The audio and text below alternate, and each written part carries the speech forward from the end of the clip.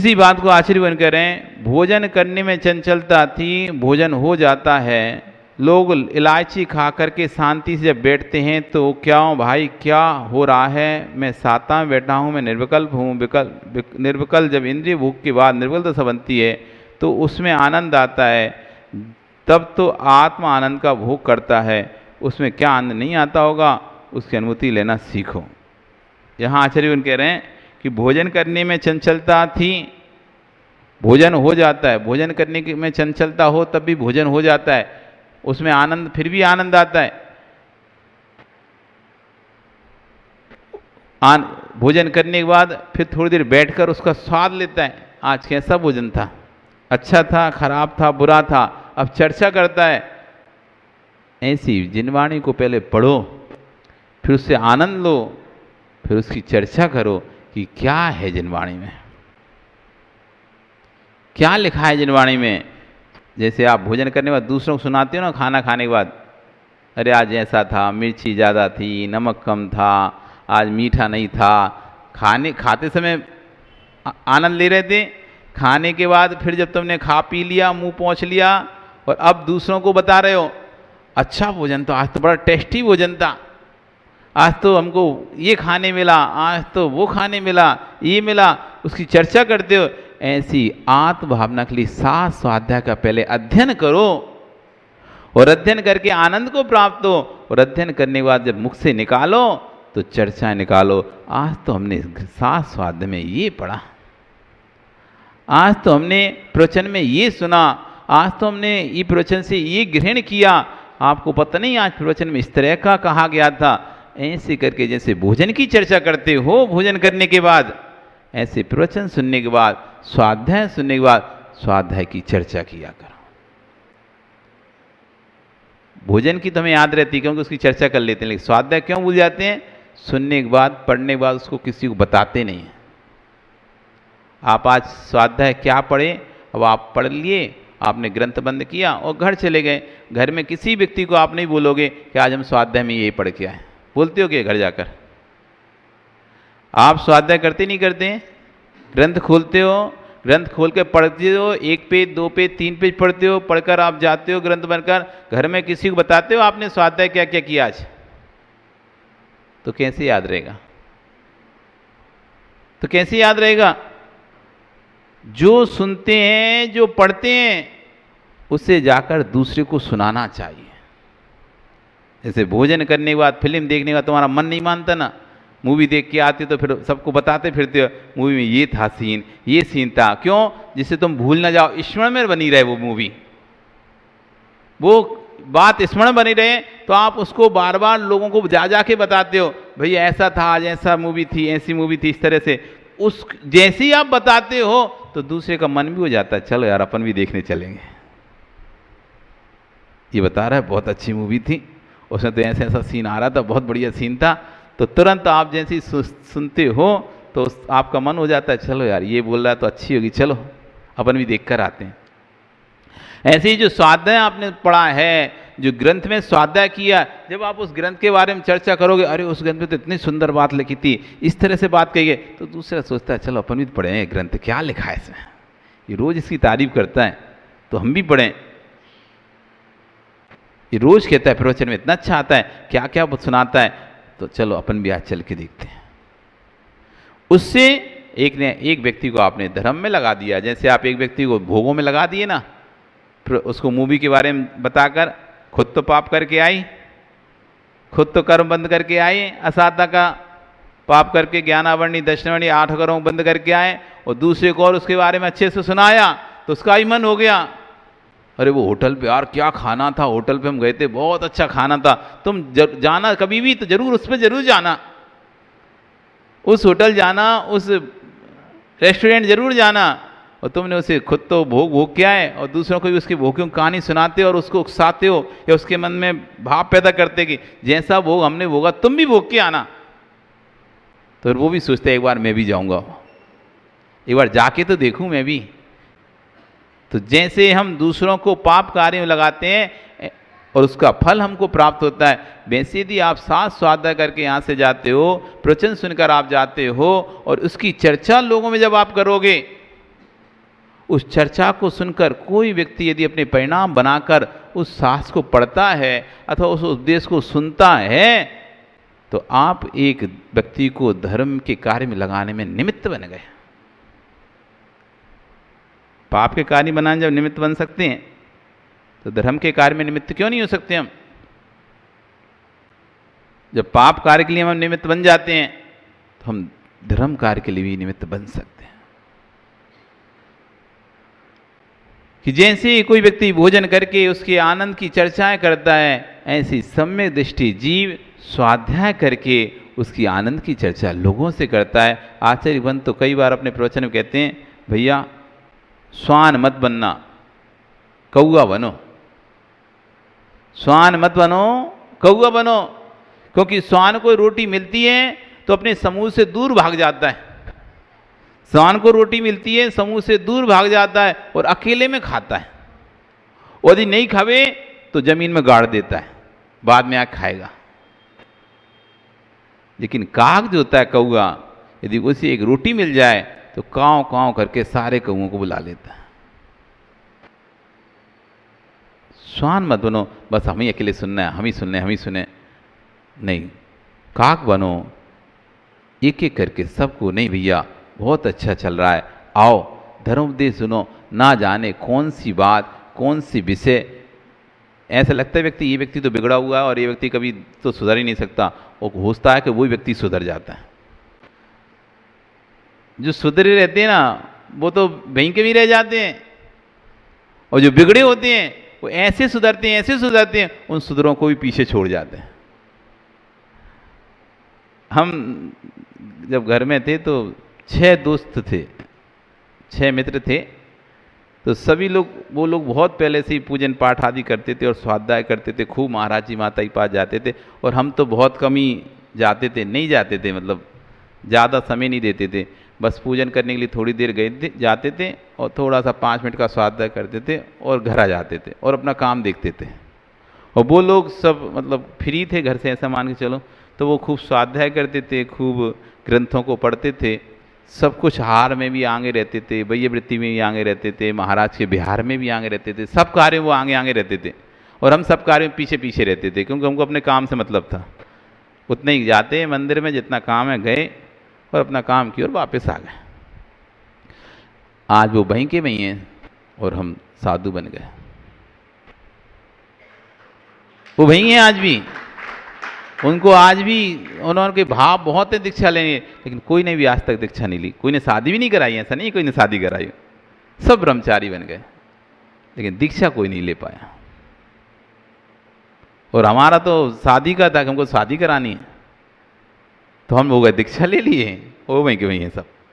तो कौन व्यक्ति कब, क्योंकि हमको नहीं पता था कि हम कहाँ दीक्षा, हमको तो ऐसा लगता था कि हम आचार्य विद्यासागर महाराज से दीक्षा लेंगे।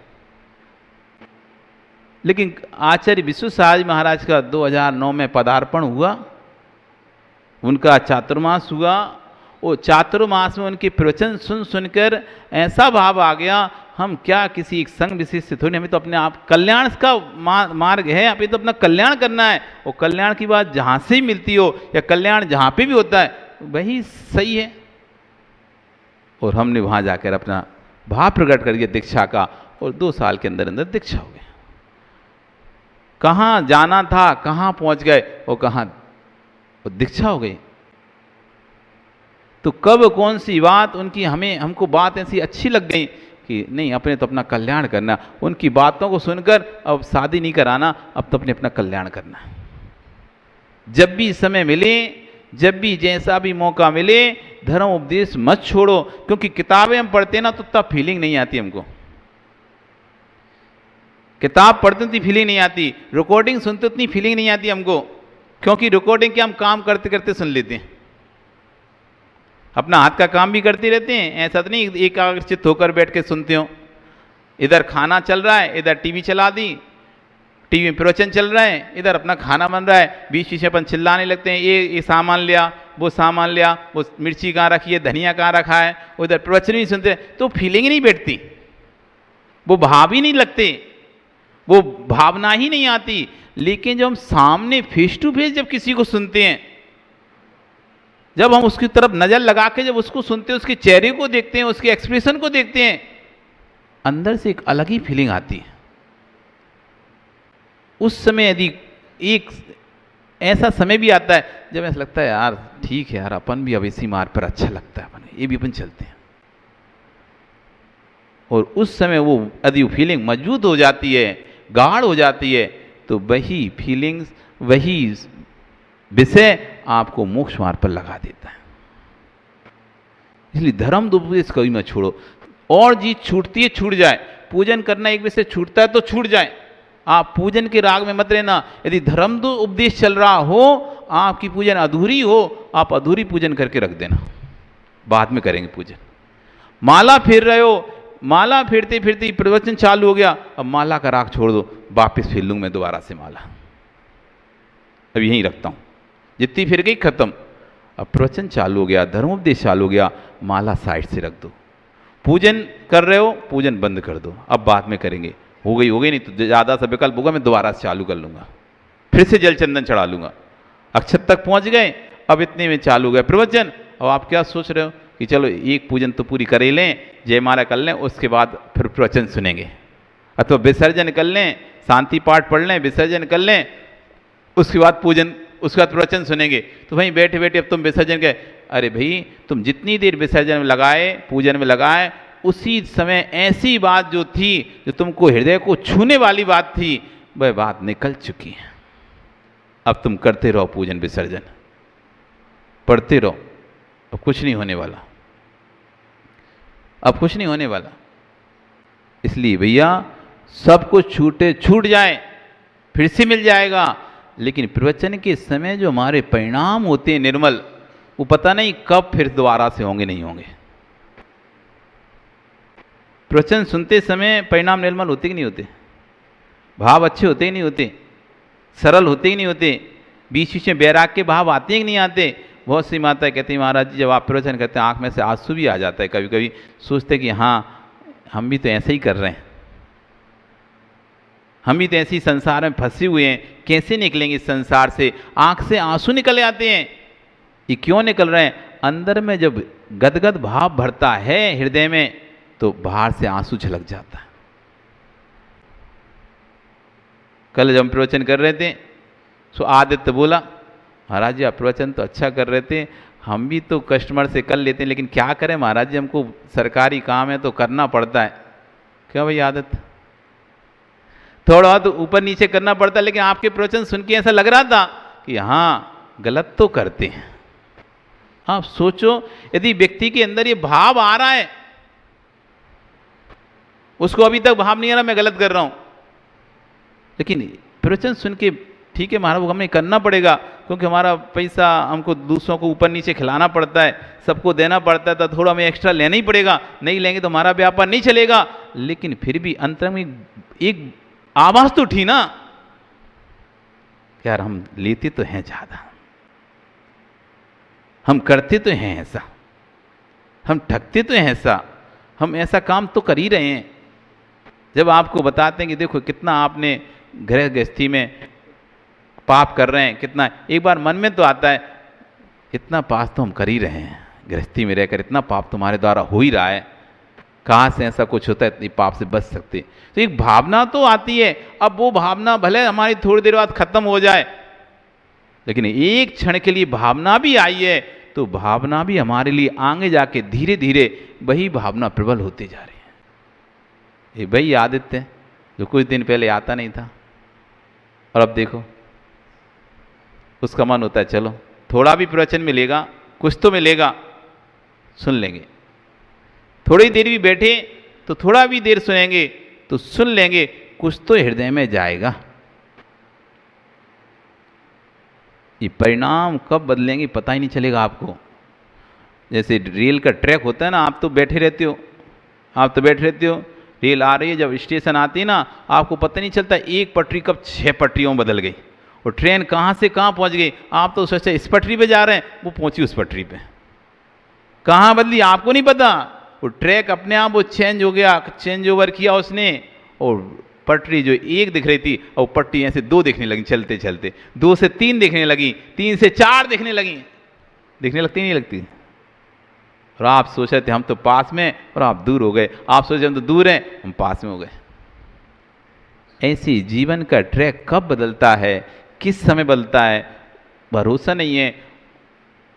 कौन के शब्द किसको, 1000 साधु आ जाएं, तुमने सुनाओ, नहीं फर्क पड़ा तुम्हें। जैसे 1000 एक बार साधु आया, उसकी बात आपने सुनी, आपको अच्छी लग गई, आपको दिल से छू गई, या ये कहें कि आपका नियोग उसके साथ था पूर्व का। क्योंकि आगम हम इतना पढ़ते हैं, 2 मित्र थे, एक ने दीक्षा ले ली, एक मरकर स्वर्ग चला गया। बाद में फिर कालांतर में दोनों मनुष्य जन्म हुआ, तो दोनों ने, एक श्रावक था एक मुनि बन गया। जैसे ही वो श्रावक उन मुनिराज के पास गया, उसका मन होने लगा मैं इन महाराज के पास बैठूं, इन महाराज से बात करूं, इन महाराज की वैभवती करूं, इन महाराज को आहार दूं। तो आश्चर्य बन गई, भाव इसके कैसे हो रहे हैं, अभी तक तो किसी महाराज के प्रति भाव नहीं होता था। ये पूर्व भव का संबंध है, पूर्व भव का रिश्ता है। जो पूर्व भव में मित्र थे, तो इस भव में उसका राग सामने मढ़ाया, तो जो हजारों लोगों से नहीं जुड़ पा रहा था, वो इससे जुड़ गया। यम वीक्षते जाते मनसा चित्त से प्रसन्नते, जिसको देखकर मन प्रसन्न हो जाए, चित्त खिल जाए, मन बात करने का हो, सा निश्चित विज्ञ हो, ये निश्चित जानो सा मित्र पर भव का। ये तुम्हारे पूर्व भव का कोई मित्र है, जिसको देखकर आपका मन उसके बात करने का होता है, उसके पास बैठने का होता है। और उससे पहले कई लोग आए पर मन नहीं होता था, पर इस बार पता नहीं क्यों हमारा मन हो रहा है। तो आचार्य भगवान रविशरण स्वामी महाराज कह रहे हैं, ये बात तब कहते हैं जब सुग्रीव और राम दोनों एक दूसरे को देखते हैं।